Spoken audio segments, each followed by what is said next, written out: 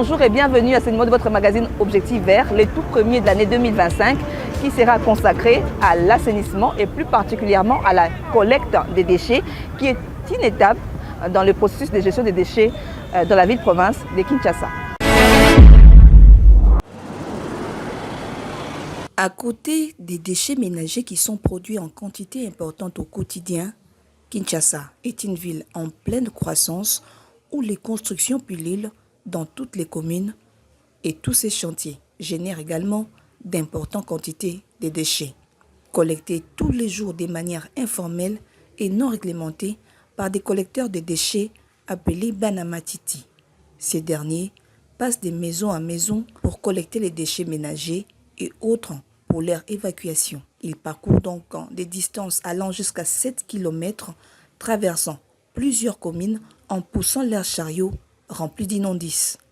Nous avons rencontré quelques-uns qui démarrent leurs activités à partir de 6 h du matin dans les communes de Lingwala, Kinshasa ou encore Barumbu et pour ensuite déverser ces déchets collectés au quartier Sans Fil, dans la commune de Limete, référence BAT. Cette partie, englobée dans le grand quartier Kingabwa, également surnommé Grand Monde, est un quartier se trouvant sur la littorale du fleuve Congo. Ici, la cohabitation avec les immondices est la seule option qui permet d'avoir un lopin de terre sur les eaux du fleuve Congo, et cela grâce à l'accumulation des déchets. Une situation qui n'est pas sans danger pour la santé des nombreux ménages qui ont choisi de vivre dans ces conditions. Comme je l'ai dit tantôt, ce numéro de votre magazine sera consacré à la collecte des déchets. Nous avons suivi les parcours des collecteurs de déchets à travers la ville de Kinshasa, de la commune de Barumbu à Kinshasa, en passant par la commune de Lingwala, sans oublier les communes de Limete, jusqu'au point de chute. Nous avons suivi les parcours de ces hommes qui font ce travail de collecter les déchets de nos ménages jusqu'au point d'évacuation, pour comprendre le travail qu'ils font au quotidien, les défis auxquels ils sont confrontés, les risques, mais surtout les dangers et la dureté de ce travail des collecteurs de déchets. Nous sommes également allés à la rencontre du promoteur d'une association sans but lucratif qui propose une meilleure structuration des collectes des déchets à travers la ville-province de Kinshasa. Avec lui, nous avons échangé sur les menaces et sur les opportunités qu'il y a dans ce travail des collecteurs de déchets qui est, comme je l'ai dit tantôt, un processus dans la gestion des déchets. Après avoir été sur le terrain pour suivre le parcours des charretiers qu'on appelle communément Banamatiti ici dans la capitale Kinshasa, après avoir vu comment est-ce qu'ils collectent les déchets depuis les ménages jusqu'à leur point d'évacuation, nous avons approché INASBEL, une association sans but lucratif qui évolue ici à Kinshasa et qui se propose d'offrir ou de structurer en tout cas la collecte des déchets ici dans la capitale Kinshasa. Cet ASBEL s'appelle les réseaux des collecteurs des déchets de Kinshasa. Son président est avec nous pour le compte de ce magazine Objectif Vert de cette année 2025 commençant. Il s'appelle Jano Bonongue, à qui je dis bonjour. Bonjour, maman Touba. Merci en tout cas d'être l'invité de ce magazine. Qui est M. Jano Bonongue? Est-ce que les gens qui nous suivent peuvent vous connaître? Bien, je suis, dans le contexte de notre émission, le promoteur de l'association RECODEC, Réseau des collecteurs des déchets de Kinshasa. C'est une organisation qui a été créée avec l'appui de collecteurs des déchets, qu'on appelle Banamatiti ou pousse-pousseurs ou chariotmen, selon. Et à l'issue d'un processus d'échange, de discussion, qui a permis de relever les principaux problèmes qu'ils avaient, mais aussi d'avoir une idée sur les opportunités et les moyens d'améliorer leur travail et leurs revenus. Alors, vous le dites si bien, vous ambitionnez en tout cas de proposer une meilleure organisation de la collecte des déchets et des évacuations régulières de ces déchets justement, avec l'implication ou avec l'accompagnement de ces différents acteurs que vous avez déjà réellement identifiés. Dites-nous, la collecte des déchets s'est faite à Kinshasa, bien que ça se fasse dans ces conditions que nous tous savons. Vous proposez à votre tour, c'est-à-dire le réseau des collecteurs propose de mieux faire, c'est ça? Comment vous allez faire mieux? Bien. D'abord, je voudrais quand même attirer l'attention des uns des autres sur le fait que la gestion des déchets est un long processus avec différents segments. On a la collecte ou la pré-collecte des déchets qui se fait au niveau des ménages ou des assimilés ménages. On a la collecte qui est ensuite organisée formellement par la ville, l'autorité provinciale, à travers ses organes, dont la RASKIN, la Régie d'assainissement de Kinshasa, qui est censée aller déposer les déchets dans des endroits préalablement identifiés pour ce faire. Et l'endroit aujourd'hui formellement identifié, c'est le centre d'enfouissement technique de Mpassa, qui a connu, CLT de Mpassa, qui a connu des problèmes d'ordre administratif, de spoliation, et qui fait qu'on a dû désigner d'autres sites pour les dépôts des déchets ménagers. Alors,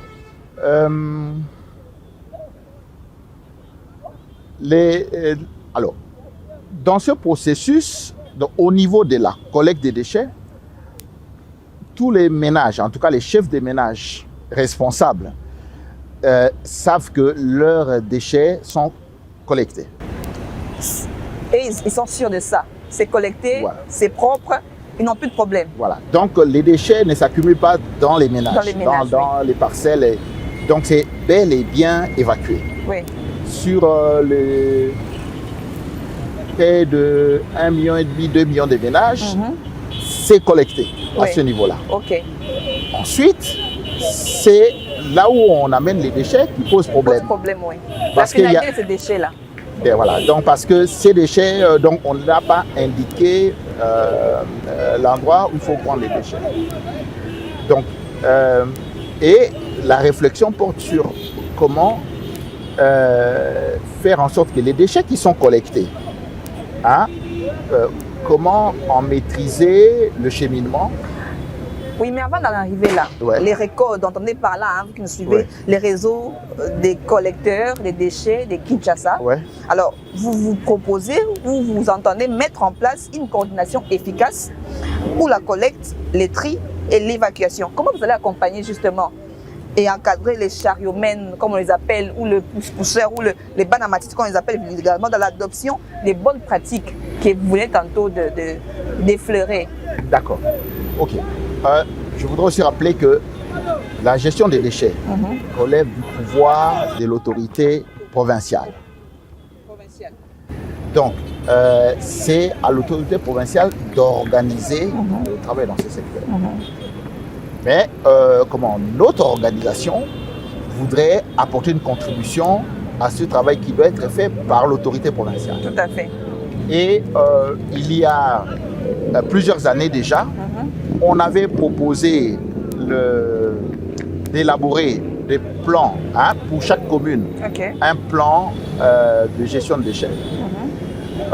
Et on en avait même rédigé pour la commune de Kintambo, la commune de la Gombe, la commune de Lingwala, en guise de pilote, pour voir si ces plans-là pouvaient être mis en œuvre de manière pratique.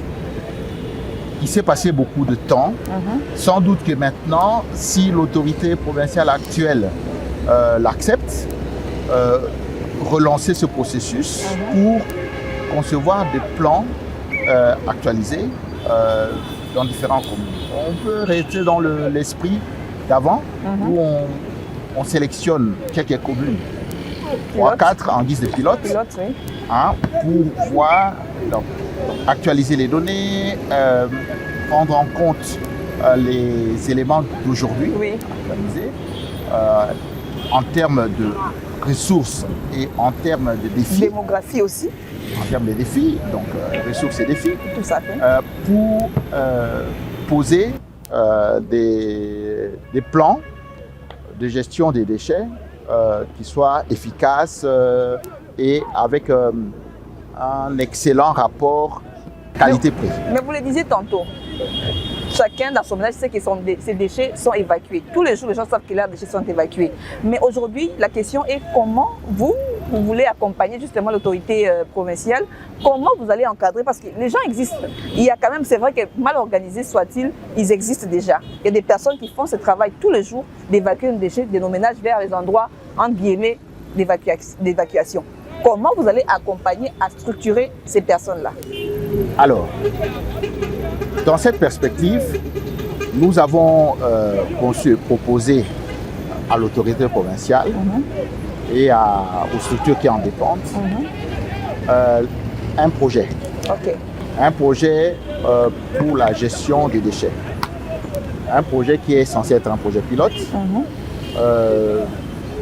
dans lequel devront être impliqués à la fois notre organisation et des organisations similaires, les organes compétents qui dépendent de l'autorité provinciale et notamment la régie d'assainissement de Kinshasa. Il y a les services spécialisés des municipalités, des communes, des différentes communes. Pour que il y a aussi l'USPE, qui est la police de l'environnement de la province de Kinshasa. Il y a aussi les entreprises qui utilisent les matériaux issus des déchets, qui recyclent, qui revalorisent, notamment les déchets plastiques, mais aussi les déchets métalliques. Il y a d'autres matériaux. Ou des compostages aussi. Voilà, donc par exemple, les déchets issus de cuisine, des activités de cuisine qui peuvent être compostés ou dont on peut tirer aussi du gaz méthane, biométhane. Voilà, donc c'est à la fois notre organisation et des organisations similaires pour assurer une bonne collecte, pré-collecte et collecte, en s'appuyant sur la province et les communes. Il y a aussi les entreprises, l'implication des entreprises et autres organisations qui font du recyclage ou de la revalorisation. Il y a les secteurs scientifiques, c'est-à-dire les universités, donc dans l'ère des départements environnement, qui devront aussi aider à améliorer les processus de collecte et de valorisation, de recyclage. Il y a aussi un travail qui doit se faire sur la technologie, en s'appuyant sur les génies locaux. On a des jeunes gens qui sont très inventifs, qui peuvent être encadrés. On peut partir des inventions locales et comment structurer, formaliser le processus de création. Aujourd'hui, quand on voit les chargeurs qui amènent les déchets vers les différents points d'évacuation, on sent qu'il y a un problème de pollution de l'air qui s'est fait au vu aussi de tout le monde. Dans votre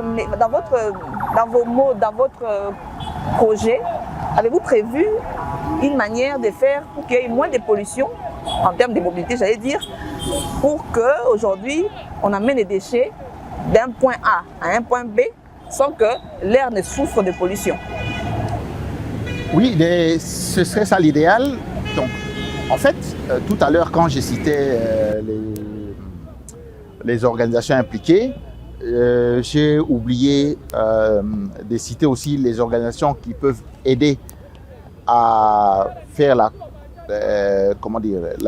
vulgarisation, la sensibilisation. Il y a des associations qui sont spécialisées pour ça, mais il y a aussi des associations de très grande influence sociale, telles que les églises, qu'on voudrait mettre à contribution pour passer des messages et sensibiliser leurs membres, hein, afin qu'ils évoluent dans leur mentalité par rapport aux déchets.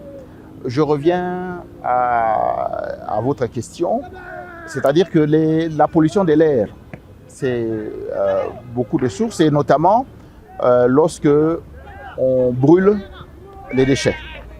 Hein, brûler les déchets, c'est très mauvais pour l'air. Et si on brûle, c'est aussi parce qu'on n'a pas trouvé de solution pour évacuer. Donc, la solution, c'est de pouvoir évacuer, mais alors, pour rationaliser, il s'agit de pousser vers le tri à la source. Au niveau des ménages, au niveau des commerces, au niveau d'autres producteurs de déchets, c'est, comment dire, pousser au tri à la source. Donc, dans le projet, nous proposons ça, de pousser les tri à la source, et en faisant attention à la demande de matériaux dans les déchets par rapport à ceux qui peuvent les valoriser. Donc, c'est vraiment le tri à la source, réduire le volume des déchets qu'on est obligé de mettre à décharge, hein, le faire de manière progressive. Comment assurer la mobilité des déchets d'un point A à un point B sans polluer? Avez-vous prévu ça dans votre projet? Bon, en fait, la grande préoccupation, c'est d'abord la maîtrise des déchets. La réduction de la pollution va être un impact, une conséquence. Alors, maintenant, pour réduire la pollution due au transport des déchets, au transfert des déchets, c'est déjà quand on arrive à trier à la source de manière significative, en quantité significative, on commence déjà à avoir une solution. Ensuite, les chariotmens ou les pousse-pousseurs, il faut les aider à ne pas devoir parcourir de longues distances. Ça veut dire que dans la proposition que nous faisons, c'est que eux, ils travaillent dans des secteurs limités, hein, et transfèrent ensuite les déchets à des organisations plus importantes. Ok. En termes de relais? En termes de relais. C'est-à-dire qu'eux, ils font avec la charrette, le pousse-pousse, puis d'autres viennent avec des camions, hein, de différentes dimensions, pour reprendre les déchets, afin de les conduire là où ils doivent l'être.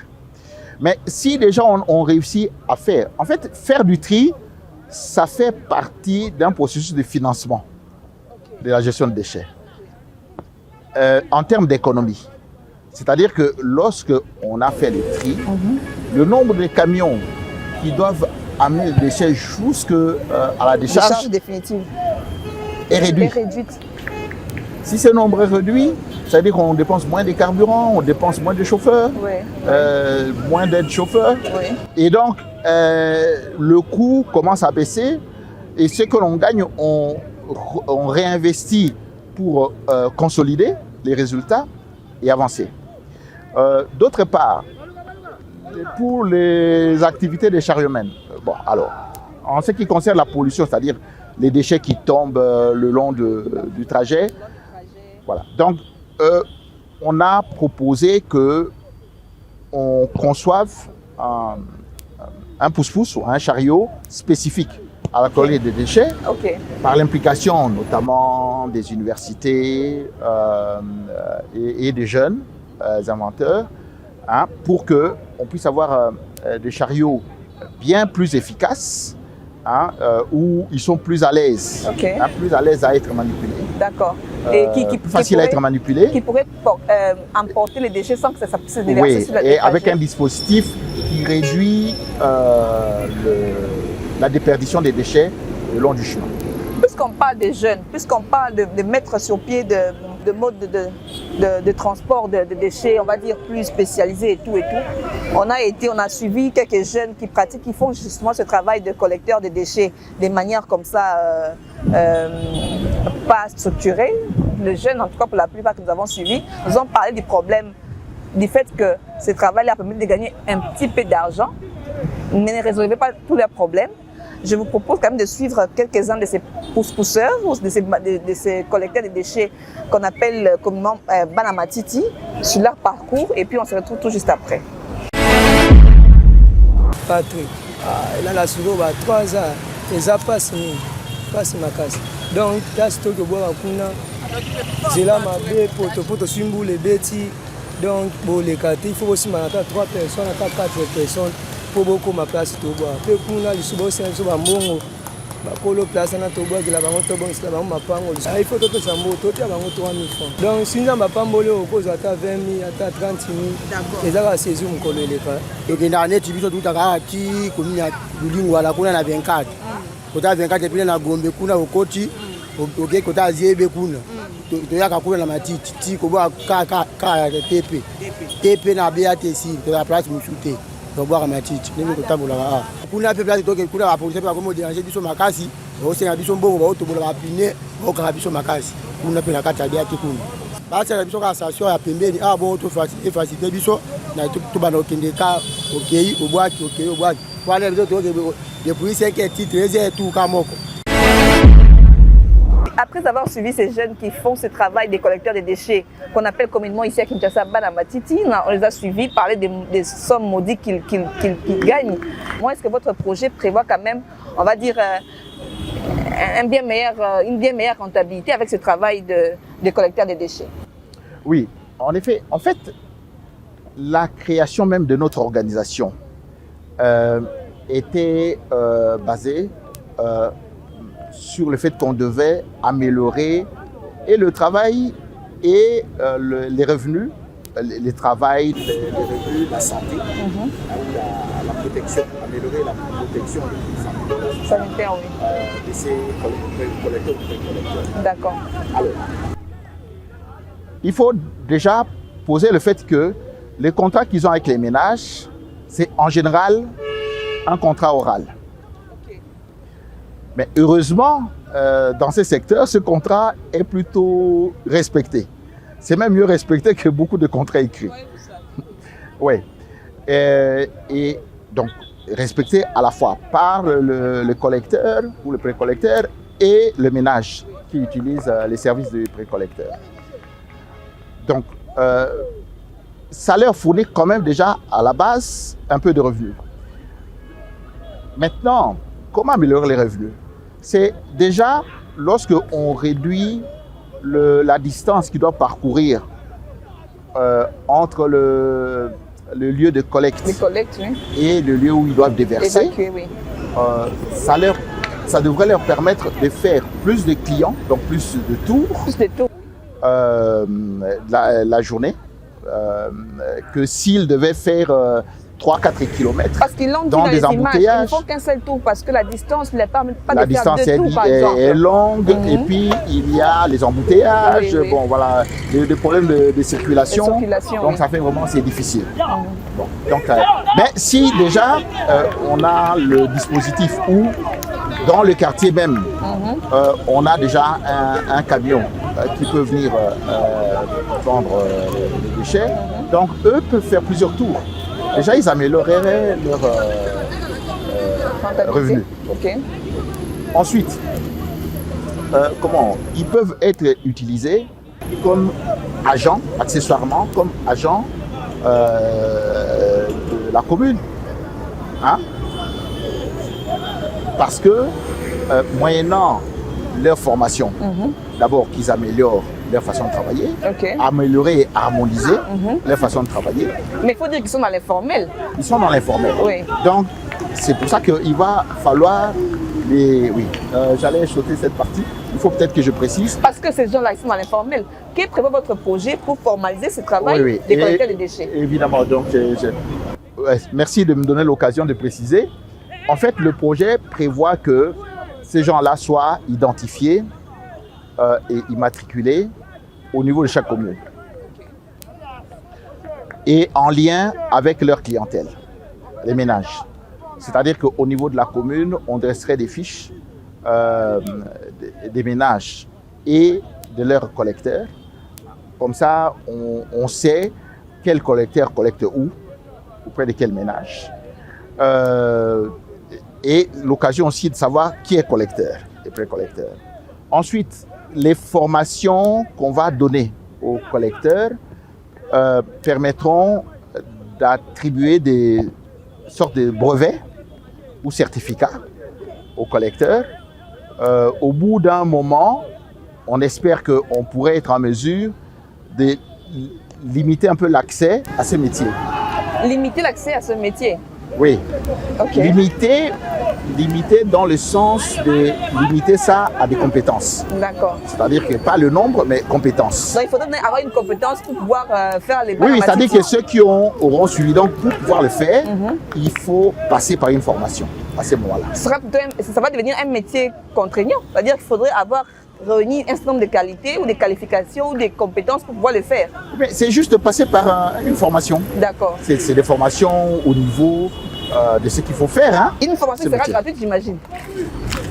Ouais, ça, on verra. Il faudrait bien que ce soit financé d'une manière ou d'une autre, mais sûrement pas par eux, dans un premier temps. Okay. Dans un premier temps. C'est pas une problème d'argent, donc pas par eux. On a une idée de dispositif, notamment en sollicitant des entreprises dans le cadre de leur responsabilité sociétale, mais aussi des entreprises, des annonceurs, hein, ceux qui font de la communication pour des produits, des entreprises. Pouvoir accompagner ce projet. Pour pouvoir accompagner le projet. Donc, profiter de nos activités pour pouvoir promouvoir leurs produits. Et on a pensé à un dispositif pour ça, qui pourrait les intéresser. Un dispositif va faire qu'un annonceur soit intéressé d'accompagner un projet de collecte, j'allais dire, de déchets. Ça va se passer qu'on faudra quand même le convaincre. Hein? Oui, mais c'est-à-dire que l'idée est qu'ils profitent, ce serait même qu'ils profitent du dispositif que nous aurons mis en place. En particulier, à partir du moment où on a un modèle unique, spécifique pour la collecte des déchets, qui aura été mis en place par l'autorité provinciale, et donc qui circulait partout. Imaginez un peu la démographie de Kinshasa. Si vous avez votre annonce sur ce matériel, ben, c'est vu partout. Hein. C'est partout en population. Chariot spécialisé que vous allez mettre à disposition c'est ça. De la population. Ce sera un chariot type comment? Il sera différent de celui qu'on connaît?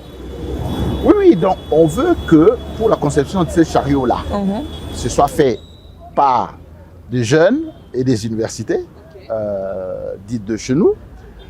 Première chose. Deuxième chose, on veut que ceux qui auront à construire ce matériel soient parmi nos ajusteurs qui existent aujourd'hui. Parmi ceux qui déjà construisent ce type de matériel, qui auront été formés à produire le modèle qui aura été instauré par l'autorité provinciale. Alors c'est vrai qu'aujourd'hui on a parlé de cet aspect des choses, mais il faut quand même revenir sur le fait qu'elles sont des déchets, comme vous le disiez, qui est un processus dont la collecte n'est qu'une des étapes ou une partie, présente des avantages environnementaux importants. Nous avons suivi, comme je vous l'ai dit au début de cet entretien, les parcours de ces jeunes gens, de ces gens ou de ces personnes qui font de la collecte des déchets leur travail. Pour ceux qu'on a suivis dans la commune de Barumbu, Kinshasa et Lingwala, ils vont déverser leurs déchets dans la commune de Limete, précisément dans le quartier Kingabwa, un sous-quartier qui s'appelle le quartier Sans Fil. Et on a quand même été confronté à une situation qui était quand même peu reluisante, hein, faut le dire. Des gens qui se plaisent à ce qu'on amène les déchets chez eux parce que, disent-ils, ça repousse les eaux des fleuves. On va quand même suivre ces petits entretiens qu'on a avec ces personnes qui vivent dans ces quartiers sans fil et on se retrouve tout juste après. Serine, maman Serine, on a posé à boire comme matiti. Pour ekanga ba mai, esunga pe biso pe na ba milangi.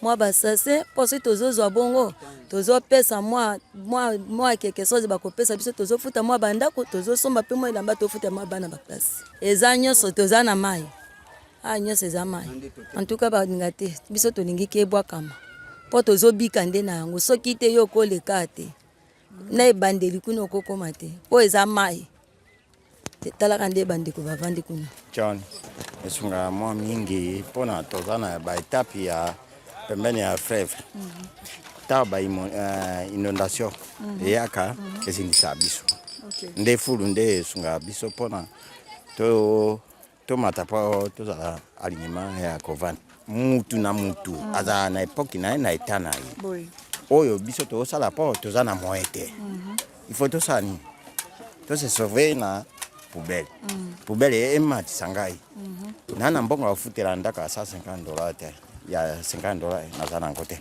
mais nasi nasomba 5 6 10 mais peut-être soki naboki poubelle natongi na ngai mwa ngari na ngai navandi na bana na ngai nakolisi bango wana koloba nde likambo ya kobela kobela eza partout mais président de la république abelaka bacentre eza partout batika kobwaka poubelle na nde ya conscience ya bato ya mokili soki olobi na ye gauche yake droite c'est ça le problème.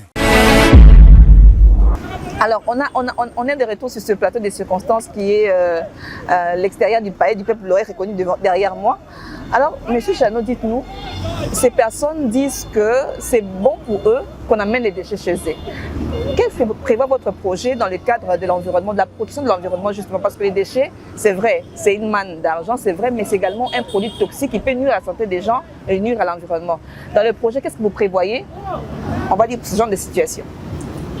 Exactement. Donc, en fait, là, il va falloir faire de la pédagogie et la sensibilisation en s'appuyant, comme je l'ai dit tout à l'heure, aux leaders d'opinion dans les églises et d'autres associations spécialisées pour la sensibilisation des populations. Il faut savoir que les déchets organiques, par exemple, sont des déchets non stabilisés, c'est-à-dire qu'évoluent dans le temps, sont dégradés progressivement, et dans la dégradation, il y a notamment l'émission de gaz, dont certains peuvent être toxiques, nocifs. Il y a nocifs et éventuellement inflammables. Si vous avez du gaz méthane et que quelqu'un passe une flamme dessus, ça s'embrase. Ben voilà. Donc, il y a des risques d'incendie par rapport à ça. Par ailleurs, la pratique de brûlage de plastique, ben, c'est très mauvais parce que ça dégage des composants qui sont très nocifs pour la santé. Donc, on n'a pas beaucoup de gains. Parce que ce qu'on pense gagner en superficie de parcelles, on peut le perdre en obligation de soins, de santé notamment. Mais vous savez ce qu'ils ont dit? Ils ont dit que même les gens qui habitent Gombe tombent malades. Ouais. Même les gens qui vivent dans les communes les plus pauvres de Kinshasa tombent malades. Donc pour eux, rester à la trace, ça ne les dérange pas du moment qu'ils ont une parcelle. Oui, mais on comprend bien. Hein, à Kinshasa, ici, ce n'est pas le seul endroit où la seule cause de mauvaise construction, de mauvaise occupation d'espace dans la ville, à cause de sa démographie et du fait qu'on n'a pas anticipé cette évolution démographique. Mais il va falloir arriver à leur expliquer les dangers que cela comporte. Et il vaut mieux passer par des gens en qui ils ont confiance. Cette émission Objectif Vert, le premier en tout cas numéro de cette année 2025, tend vers sa fin. Alors, M. Chano, qu'est-ce qu'on peut retenir sur la plus-value, comme on dit, de ces projets que vous proposez dans la collecte des déchets dans la ville de Kinshasa? Alors, je rappelle juste quelques fondamentaux. D'accord. On a environ 2 millions de ménages à Kinshasa. Chaque ménage dépense au bas mot $5 par mois pour l'évacuation des déchets. Ce qui nous fait une somme colossale de 10 millions de dollars dépensés par l'ensemble des ménages assimilés pour rien que l'évacuation des déchets. On n'a même pas encore parlé de leur prise en charge. Bon, comment dire? Et ce travail est par endroits d'ailleurs indispensable. On ne peut, à certains endroits, on ne peut même pas remplacer les chariots parce qu'on a par ailleurs, comme tout le monde le sait, des problèmes d'infrastructure. Hein, les voies de communication sont dans l'état qu'on connaît, et en particulier dans certains quartiers, y compris très peuplés de Kinshasa, par où c'est très difficile que des voitures puissent passer. Évidemment, il y a ceux qui ont tendance à utiliser le tricycle, mais le tricycle, c'est consommer du carburant, c'est polluer aussi, ces quartiers-là déjà. Je ne suis pas sûr que si on fait un bilan, que ce soit économiquement supportable dans des coins où c'est très des voies qui sont très très peu carrossables. Deuxième chose. Troisième chose, cette activité-là permet de créer du revenu, d'avoir du revenu pour ces gens-là qui sont impliqués. Oui. Pour les collecteurs de déchets. Pour les collecteurs des déchets. Et les collecteurs des déchets. Et ceux qui leur louent les pousse-pousse et les ajusteurs qui construisent ce pousse-pousse-là. Donc c'est vraiment une chaîne qui gagne de l'argent à partir de là. Il faut aussi en tenir compte. Mais il y a des défis par rapport à la santé de ces gens-là. Par rapport aussi à leur manière de travailler, chacun ayant commencé à travailler, ayant appris sur le tas, fonctionne chacun à sa manière. Donc maintenant, il s'agit de harmoniser, de les former, de les sensibiliser pour qu'ils fassent attention par rapport à leur santé, de structurer l'activité pour que ce soit plus efficace, hein, et notamment en limitant leur rayon d'action dans des quartiers, et prévoir un dispositif de relais qui reprendrait les déchets et les orienterait pas que vers les décharges, mais puisqu'on aura identifié ceux qui ont besoin de certains matériaux pour le recyclage de la valorisation, donc ça, eux pourraient s'organiser, ces organisations, leurs entreprises, pour venir chercher à des endroits convenus ce matériau qui est nécessaire pour ça. Et donc ce faisant, on participe à réduire le problème de l'insalubrité dans la ville. Alors, je vais rappeler que vous êtes le promoteur, le président du réseau des collecteurs de déchets de Kinshasa. Merci beaucoup. L'évacuation des déchets représente bien plus qu'une simple question de logistique. C'est un enjeu de responsabilité envers la société, mais surtout envers l'environnement. C'est par ici que se clôture ce numéro de votre magazine environnemental, dans l'espoir que ce numéro vous aura plu. Bonne année 2025 à toutes et à tous. Moi, je vous dis au revoir et à très vite pour un nouveau numéro de Objectif Vert.